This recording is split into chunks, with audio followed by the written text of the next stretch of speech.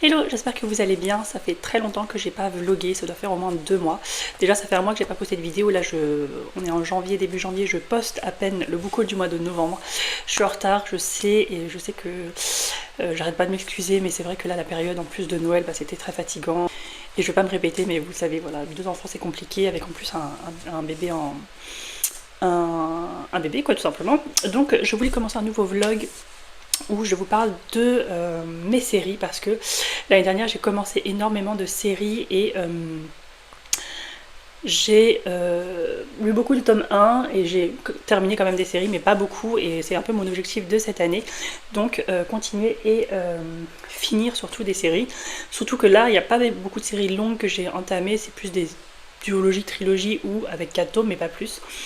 Donc voilà, donc tout d'abord le premier dont je vous parle, c'est Gods of Men. J'ai enfin terminé cette trilogie. J'avais lu le premier et le deuxième tome à la sortie, et celui-ci je l'avais acheté aussi à la sortie, je l'avais même précommandé, sauf qu'il s'avère que ma chaîne l'avait bouffé, et en fait comme il n'était pas dans ma palle physique, j'ai complètement oublié que j'avais cette saga à finir en fait, et du coup là je suis désolée parce qu'en fait je le tiens à bout de bras, donc là du coup je me suis rappelé que j'avais cette série, du coup j'ai racheté le tome 3. Je l'ai lu au mois de décembre ou novembre, je ne sais plus, novembre je crois, et j'ai adoré, voilà. Donc en fait dans cette série, heureusement qu'il y avait un résumé spoilant au début, parce que vu que ça faisait un moment que j'avais lu les 2 premiers tomes, je m'en souvenais plus. Donc on suit du coup Amari, qui est la fille donc d'un roi et d'une reine, mais qu'on n'appelle pas roi et reine, c'est des noms spécifiques en fait. elle a une magie par rapport à la musique. Donc à un moment, elle va jouer de la flûte et en fait, sans faire exprès du coup avec cette magie, elle va tuer sa petite sœur et elle va être exilée par son père en fait dans les Landes provinciales, je sais plus comment ça s'appelle, et où elle va vivre toute sa vie élevée par une dame qui va lui apprendre la médecine par les herbes, etc. Et à un moment, elle va rencontrer comment je sais plus comment il s'appelle. Jovis, non c'est pas Jovis. Bref, donc le personnage principal masculin qui est appelé le loup, je crois, ou le loup blanc. Et c'est un chasseur et voilà, on va découvrir une intrigue parce que forcément quand vous parlez de plusieurs contrées, plusieurs royaumes, il y a forcément une histoire de complot, de volonté de quête de pouvoir, de conquête ou de terre aussi. Et cette magie qui est hyper originale, donc liée à la musique, aux notes, aux vibrations, etc. Que j'ai trouvé hyper original. Et du coup, on va suivre ces personnages et j'ai adoré les suivre. Les personnages principaux, même secondaires, sont hyper attachants. Donc, le personnage principal masculin, je suis désolée, j'ai oublié son nom, a en fait une bande et fait partie d'une bande pas de chasseurs, mais voilà, il a une bande. Et en fait, ils sont hyper. Au début, on voit des personnages un peu bourrus, etc. Mais en fait, ils ont un grand cœur et ils sont toujours là pour leurs amis, etc. Et ça, moi, j'aime beaucoup ce trope-là de fin de famille. Et voilà, c'était le pompon, on va dire. Et j'ai eu plusieurs sueurs froides. Et d'ailleurs, je trouve que ce tome 3 est un peu plus sombre que les autres. Je dirais pas que les autres, il n'y avait pas des moments un peu sanglants ou des moments un peu où on a peur, mais c'est vrai que ce tome 3, je l'ai trouvé beaucoup plus sombre au niveau de la psychologie des personnages par rapport à ce qu'ils subissent, et voilà. Et donc j'ai trouvé cette fin parfaite, voilà, j'ai rien à redire. C'est une saga que je recommande, c'est chez l'édition Rivka, donc une petite maison d'édition française qui d'ailleurs fait des reliés très beaux. Je vais essayer peut-être de vous montrer. Je sais pas comment je vais faire avec une main, mais en fait vous avez une jaquette réversible, donc ça c'est l'original. Et à l'intérieur, vous avez des illustrations comme ça. Voilà. Donc je trouve que c'est très très bien fait. Alors ceux-là sont à 18€. Alors ils ont fait un communiqué en début d'année en disant qu'ils allaient peut-être devoir augmenter les prix, ce que je peux comprendre avec le prix du papier, etc. de quelques euros. Mais en tout cas, déjà là pour 18€ pour le travail qui est fait, en sachant qu'ils sont hyper agréables et confort au niveau de la prise en main. Voilà, moi je trouve que c'est du très bon travail. Donc je vous conseille vivement cette saga. Non, je suis contente parce que c'est une saga que j'ai terminée du coup en 2024 et voilà, du coup ça fait une saga en moins. Et je vous parle aussi d'une deuxième saga que j'ai terminée en 2024, que j'ai lue en décembre, donc c'est Poison in the Heart de Laura Sebastian, donc c'est le 3e tome de la saga Castle in the Bones, donc c'est Souveraine en français chez Casterman, et j'ai adoré. Voilà, donc en fait on suit 3 sœurs, donc Sophronia, Daphné et Béatrice, qui sont 3 sœurs nées sous les étoiles, et l'impératrice, comment s'appelle-t-elle déjà, l'impératrice, je sais plus comment elle s'appelle, donc de Bessémia, en fait elle éduque depuis toute petite ses filles depuis leur naissance jusqu'à 17-18 ans, dans le but en fait de séduire et d'épouser les rois et les princes des royaumes avoisinants, pour en fait étendre tout simplement son pouvoir. Voilà, donc très bien manipulatrice. Et voilà, donc là en fait au début du premier tome, on les voit les 3 filles du coup aller vers leur destination finale, donc les royaumes voisins, rencontrer les rois et princes avec qui elles ont correspondu pendant des années pour le mariage. Et on va voir que voilà, tout n'est pas si simple et il va y avoir des revers de situation. Il y a pas mal de révélations concernant du coup cette magie autour des étoiles, parce que par exemple dans un des royaumes, dans un des 3 royaumes, la magie est interdite et du coup l'une des princesses du coup doit faire semblant qu'elle n'a pas cette magie et qu'elle ne sait pas s'en servir, enfin qu'elle connaît pas du tout, et que voilà, comme c'est banni, sinon elle risque la peine capitale. Et dans les autres pays, voilà, c'est plus ou moins toléré. Et en fait, cette magie, c'est qu'en fait, on peut faire un souhait sur une étoile, mais du coup, il y a des conséquences derrière, etc. Et voilà. Donc, Souveraine, voilà, le titre, ça veut tout dire. Bien sûr, au début, les filles elles ont subi un certain lavage de cerveau et elles vont forcément s'émanciper de cette emprise de leur mère. Bien qu'il y en a une qui soit encore très attachée à au principe que leur mère leur a inculqué, et surtout elle essaye en gros de se faire bien voir et en gros d'être la chouchoute. Donc même si elle a des doutes, elle va continuer à écouter ce que dit leur mère. Et il y en a du coup deux autres qui vont commencer à se dire c'est bizarre tout de même en fait, parce qu'elles ont été éduquées certes pour devenir reines, mais elles vont bien voir que leur mère a des problèmes à ce niveau-là de pouvoir, et qu'elle n'est pas très... qu'en fait c'est pas vraiment de l'amour qu'elle leur porte, c'est plutôt quelque chose qui va servir en fait son dessin, et qui va en fait c'est plus des pions, des outils pour elle en fait, ces filles. Et on va découvrir tout ça au fur et à mesure, et forcément il y a des couples politiques, des alliances entre un pays, enfin, c'est pas des pays mais entre un royaume et un autre, des trahisons, etc. C'était hyper bien fait pour du young adult. Et moi j'avais lu la trilogie H Princess que j'avais adorée, et du coup je voulais forcément lire celle-ci. Et donc on a lu les trois en lecture commune avec Marine, et on a adoré, parce que les personnages sont hyper attachants, mais au-delà de ça, il y a beaucoup d'intrigues politiques, d'alliances, de compromis, de sacrifices, c'est hyper bien fait. Et on a eu plusieurs sueurs froides, il y a eu des morts, etc. Enfin vraiment, c'était des ascenseurs émotionnels. Et du coup, quand on entamait celui-ci, on avait extrêmement peur de comment ça allait se finir. On s'était dit, il va encore y avoir des morts, vu comment Laura Sébastien traite ses personnages. Mais j'ai vraiment adoré. Alors il y a eu une romance qui a été assez prévisible et que j'ai pas trop accroché en fait à cette romance. Je trouve qu'il n'y avait pas trop d'alchimie entre ces personnages, mais bon, ça c'est vraiment minime comme inconvénient. Pas comme inconvénient, mais comme point négatif. Mais sinon, j'aime beaucoup l'issue de cette trilogie, la conclusion, et puis je me suis pas ennuyée une seule fois. Donc moi c'est vraiment une saga que je conseille si vous lisez du young adult, parce que forcément si vous lisez pas de young adult et qu'il y a certaines choses prévisibles qui vous embêtent dans ce registre-là, ça va vous déranger. Mais moi je lis principalement maintenant de la fantasy adulte, mais c'est vrai que young adult, j'aime bien quand c'est bien fait. Notamment ici, avec beaucoup d'intrigues politiques, etc. Ce que j'aime de plus en plus dans la fantasy, la trahison, les manigances, les secrets, etc. Donc moi je vous la conseille vraiment beaucoup, beaucoup, beaucoup. Donc j'ai terminé l'année sur une très bonne note au niveau des conclusions de saga, en sachant que là, du coup, je vais choisir ma prochaine saga à terminer ou à continuer. En tout cas, ce ne sera pas un premier tome pour ce vlog-là. J'hésite encore, soit un tome 3, soit un tome 2. Je vous dirai, je pense, quand j'aurai choisi. Mais pour le moment, c'est pas le cas, parce que là, justement, je vais entamer un premier tome qui ne fera pas partie de ce vlog, mais d'un autre vlog, du coup, qui sera juste un vlog classique. Mais dans ce vlog-là, je voulais vraiment vous mettre que des suites. Et peut-être fin de saga, du coup là c'était 2 fins de saga, mais peut-être que le prochain ce sera peut-être un tome 2, un tome 3, d'une plus longue saga, on verra.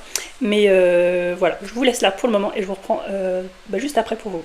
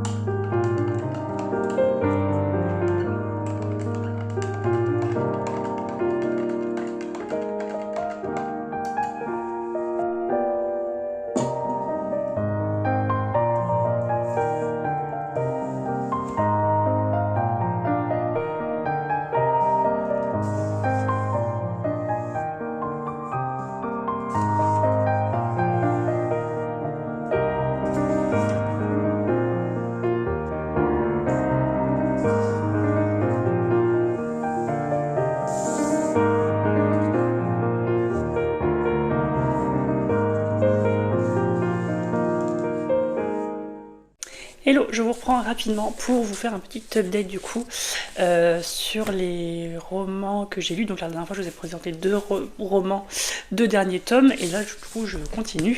Donc je suis en train de lire l'héritage de Jade de Vendali, donc c'est le 3e dernier tome de la saga Les Eaux Émeraudes, donc paru chez De Saxus. J'avais un gros coup de cœur pour le premier tome, un gros coup de cœur pour le second, et bah là c'est bien parti pour être encore un troisième coup de cœur. Donc là où on va suivre du coup une guerre de clans. Donc en fait on est sur l'île de Kekon, une toute petite île, mais où c'est la seule île où on peut trouver du jade, donc il y a des mines de jade. Ce jade qui est un peu un atout commercial et militaire, parce que ça donne des capacités à ceux qui peuvent le porter, parce que c'est certaines personnes qui ne peuvent pas le porter et du coup qui en tombent malades, etc., deviennent fous, et il y a seulement une catégorie de personnes qui peut les porter, et ça peut les rendre plus rapides, plus forts, ils peuvent dévier des balles, soigner, etc. Et du coup, là on va suivre le clan Sansim et le clan de la montagne, qui sont en guerre depuis très très longtemps. Et le clan Sansim principalement, où on trouve donc le grand-père, qui était le pilier, donc le grand chef, a donné sa place au petit-fils parce que le père est mort. Et en fait c'est 2 frères et une sœur, et donc le grand frère donc est pilier, le deuxième frère est corne, donc c'est plus côté physique, un peu le bras droit, et la sœur en fait elle est partie pendant 2 ans à l'étranger pour faire des études ou travailler, en tout cas à l'étranger, parce qu'elle ne veut rien avoir à faire avec les clans en fait, parce qu'elle n'aime pas la violence, etc. Et on arrive au moment du premier tome où elle revient au pays. Et donc vous avez cette guerre de clans de base et cette lutte de pouvoir pour le jade. Et au final, on voit au fur et à mesure des tomes que ça va se développer au-delà de la guerre par la violence, donc avec les poings, etc. Ça va se développer aussi au niveau commercial, au niveau économique, au niveau des alliés politiques, etc. Au niveau des investissements immobiliers, enfin au niveau de beaucoup de choses. Et c'est comme ça qu'en fait que s'étend le pouvoir, et pas seulement en fait par la violence. Et du coup cette guerre de clans. Et donc il y a un peu une stratégie aussi entre les 2 clans qui en fait réfléchissent en fait au moyen de mettre une pression sur l'autre clan, et surtout de gagner du terrain en matière de pouvoir, et et ça s'étend de plus en plus à l'international, entre guillemets, avec l'exportation du jade, etc. La contrebande, etc., qui va avec, et je trouve ça hyper intéressant parce qu'il y a beaucoup de critiques à ce niveau-là, et il y a aussi des critiques au niveau social, et aussi au niveau économique, enfin beaucoup de choses sont dénoncées, j'adore. J'espère pouvoir le finir à la fin du mois de janvier, et pour le moment je pense que ça va être c'est marrant parce que j'ai déjà lu donc là on est en janvier, j'ai déjà eu 4-5 étoiles, 3 et 5 étoiles, pardon. 3 ou 4 d'ailleurs, si je dis pas oui, 4. Donc celui-ci, ce serait mon 5e 5 étoiles du mois de janvier, ce qui est inespéré et ce qui ne m'arrive jamais. Je pense que à force de lire beaucoup de fantasy adulte, je suis de plus en plus exigeante. Du coup, j'ai beaucoup de 4 étoiles, mais 5 étoiles coup de cœur, c'est très rare. En tout cas, les 2 premiers tomes, c'était des 5 étoiles, des coups de cœur. J'ai déjà eu 3 coups de cœur du coup en ce début d'année, donc j'espère que ça va continuer. Ça se trouve là j'en ai 4, et du coup tout le reste de l'année je n'aurai plus de coups de cœur et plus de 5 étoiles, je ne sais pas, mais en tout cas j'ai l'impression de mieux choisir mes lectures, et j'ai vraiment hâte de continuer. Ensuite, l'autre saga que j'aimerais beaucoup terminer avant la fin du mois de janvier, donc j'ai commencé Absolu, le tome 3, Les Éveillés de Margot Dessen chez Big Bang. Donc les 2 premiers tomes m'ont été offerts par Marine du compte Endordir sur Instagram. J'ai lu du coup j'ai enchaîné les 2, je crois que j'ai lu un mois, ça devait être en septembre, j'ai laissé passer un mois, j'ai lu l'autre le mois d'après, et donc du coup celui-ci je le lis en janvier, et en fait c'est dans la continuité. Donc dans cette trilogie, on est dans une dystopie où en fait vous avez une Pologne ravagée, et il y a une chose qui a un peu détruit Varsovie, et en fait il y a un mur tout autour de Varsovie qui a été érigé, qui fait 400 mètres de haut, pour parquer en fait cette chose, et tous les ans vous avez 100 mobilisés, donc des apprentis soldats qui sont envoyés dans cette zone. Donc on les enferme on ferme la porte derrière eux, et il n'y en a aucun qui est jamais revenu. Donc là je crois que c'est la 20e édition, ou la 25e, je sais plus. Et donc donc on suit plusieurs personnages, forcément là vous le voyez, et c'est vrai que moi je trouvais que dans le premier tome il y avait pas mal de vibes du labyrinthe, forcément parce que vous êtes dans un endroit clos, si vous connaissez le labyrinthe de James Dashner, et puis cette créature voilà que personne n'a vue, que personne, tout le monde sait que bah, elle a fait des morts, etc., mais personne ne peut la décrire, etc. Et il n'y a jamais eu de survivant qui est revenu en fait. Et vous avez un peu de vibes de divergentes, je vous dirais pas en quoi, etc. Mais j'ai trouvé que le premier tome c'était assez efficace. Alors je crois que je l'avais mis 4 étoiles. J'ai trouvé que c'était très efficace et nostalgie fait que du coup ça m'a rappelé des vibes de divergentes et le labyrinthe. Du coup j'ai beaucoup aimé. Et puis bah forcément ça se termine sur un cliffhanger comme chaque dystopie. Et comme chaque dystopie, c'est pas un secret, mais voilà, vous avez des secrets au niveau du gouvernement, ça cache des choses par rapport à des expérimentations, des...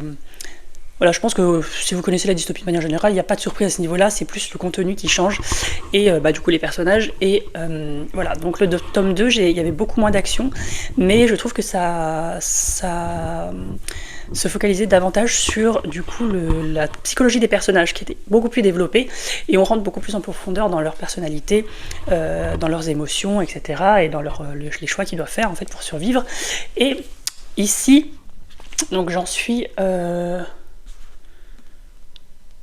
crois que j'en suis à la moitié parce que là je l'ai pas là parce qu'en fait je lis pas sur ma version reliée et en fait j'en suis à la moitié et en fait j'avoue que la première partie a été assez lente à se mettre en place. J'ai eu du mal à rentrer dans l'histoire, à me remettre dedans. Alors les personnages bizarrement dès que parce qu'en fait dans début de chapitre vous avez le nom du personnage du point de vue qu'on va suivre. Et en fait, chaque personnage m'est revenu tout de suite, donc c'est pas une période. Bon, en même temps, j'ai lu les 2 premiers tomes d'affilée, on va dire, dans les 4 derniers mois, donc c'est pas comme si ça faisait un an. Mais c'est pas ça qui m'a dérangé, c'est plus le fait que c'était un peu lent au niveau du rythme. Là, ça commence vraiment à bouger parce que voilà, il y a de l'action, etc. Il y a des rebondissements, des révélations. D'ailleurs, je crois que j'ai dépassé la moitié. Mais dans la première partie, c'est vrai que c'était assez lent. Et il se passait pas grand-chose à part, voilà, je vais pas dire une vie quotidienne, mais voilà, il se passait pas grand chose. Et là, il y a eu 2 révélations, il y a une scène d'action, et je pense que là, du coup, ça va aller de plus en plus vite parce que de toute façon, on va avoir j'espère, des réponses à toutes nos questions par rapport à cette chose, par rapport à se mobiliser, par rapport à ce gouvernement qui cherche en fait à cacher des choses. Et surtout, ce que j'aime bien dans cette partie-là, c'est que vous avez cette propagande ou contre-propagande des médias qui jouent un rôle hyper important. Dans cette dystopie et ouais, ça, j'aime beaucoup ce côté-là d'énonciation et voilà donc je pense que la prochaine fois que je vous prendrai ce serait pour quand j'aurai fini celui-ci et celui-ci, mais à mon avis celui-ci ça va être un bon coup de cœur hein. Les 2 premiers tomes l'ont été, il n'y a pas de raison. Celui-ci je ne sais pas, ça dépend de la fin je pense, si on a les réponses à toutes les questions, si c'est cohérent, voilà, si la fin est cohérente, etc. je vous dirai, mais voilà, ça reste une bonne dystopie. C'est vrai que voilà, la première partie, bien la première moitié, je me suis un peu ennuyée, mais voilà, à voir ce que ça va donner. C'est sûr, ce sera pas un coup de cœur vu ce que je viens de vous dire, mais ça peut être un très bon 4 étoiles à voir par la suite.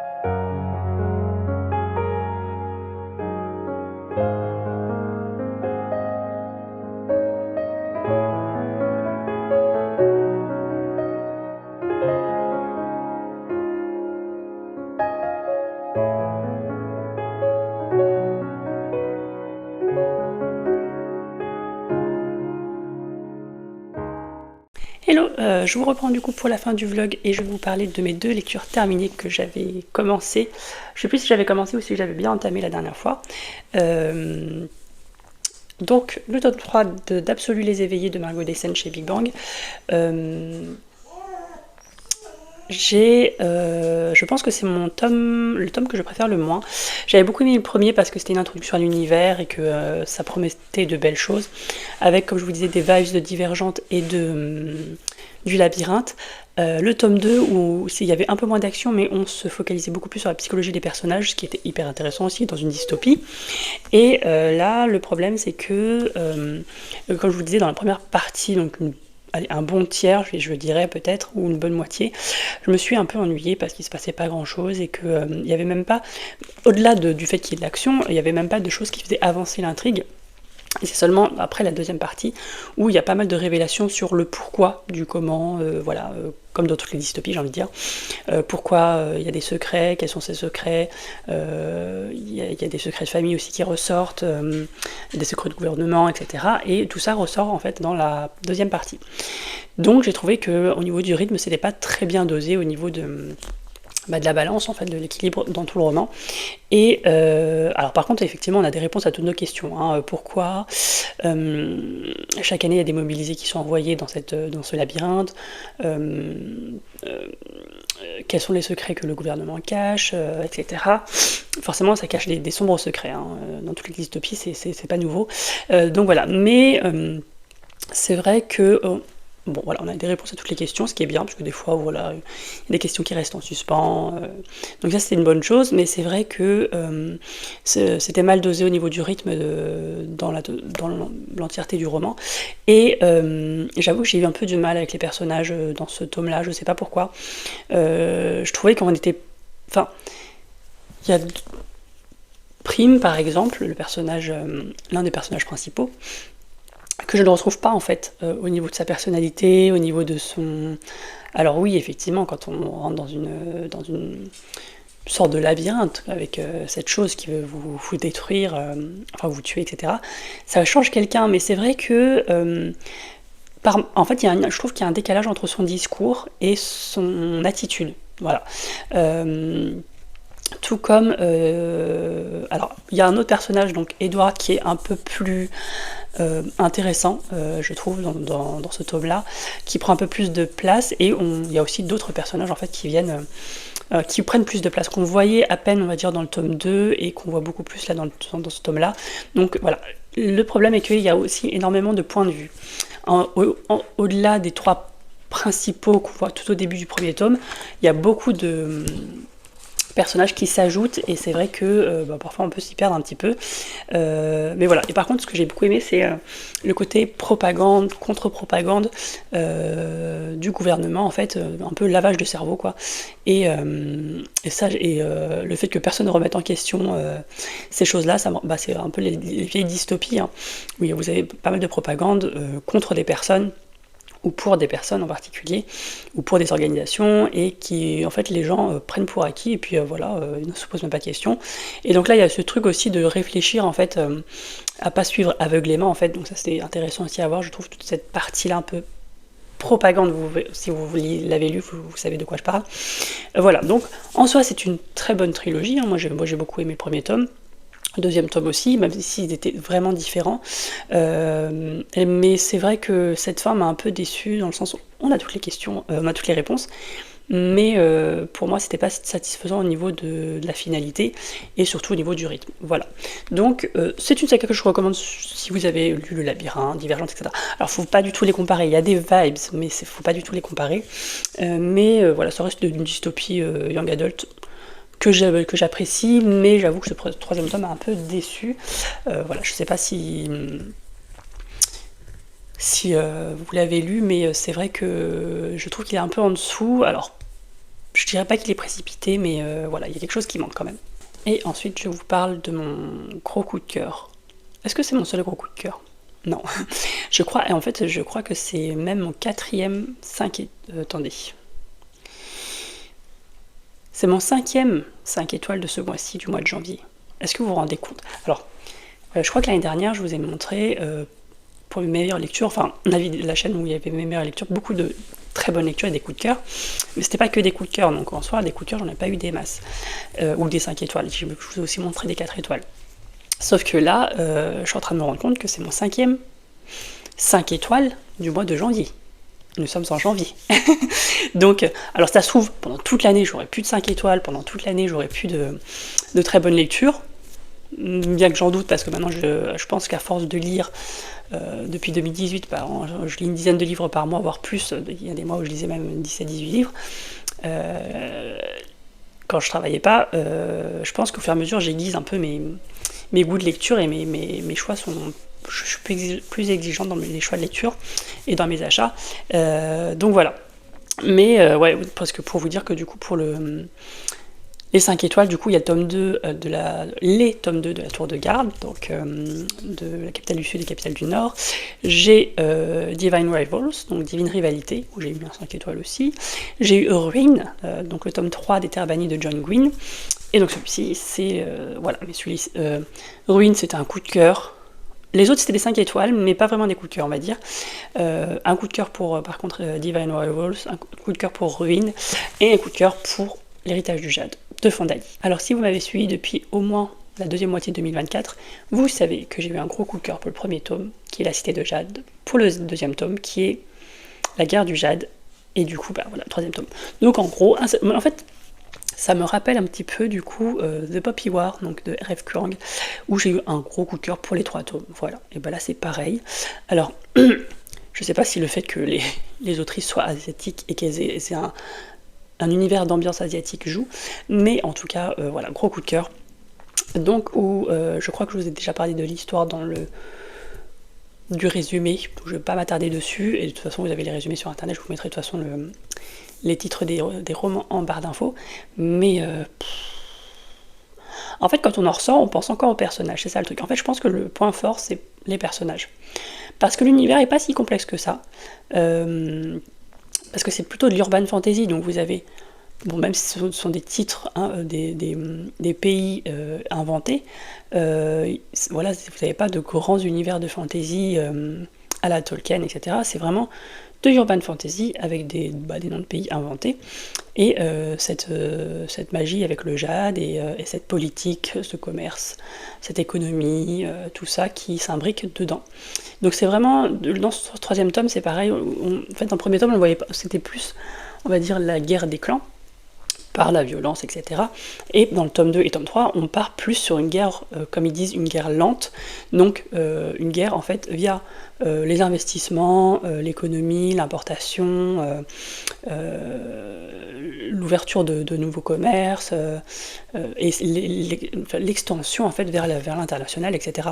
Et vous avez pas mal de politique aussi, enfin, c'est vraiment plus une guerre gentillette, dans le sens où avec moins de violence. Même s'il y a pas mal de scènes violentes aussi quand même là-dedans. Et surtout, moi, ce que je retiens, c'est les personnages, quoi. Ils sont hyper torturés, mais en même temps, ils réfléchissent. Le clan avant, ou la famille avant, l'honneur avant. C'est vrai, ils sont un peu tiraillés, en fait, entre leurs devoirs et leur famille, en fait, tout simplement. Parce que, bon, comme je vous disais, donc c'était 2 frères et une sœur qui font partie de la famille. Mais, voilà, ils ont des visions vraiment différentes de la façon de diriger le clan, la façon de faire les choses.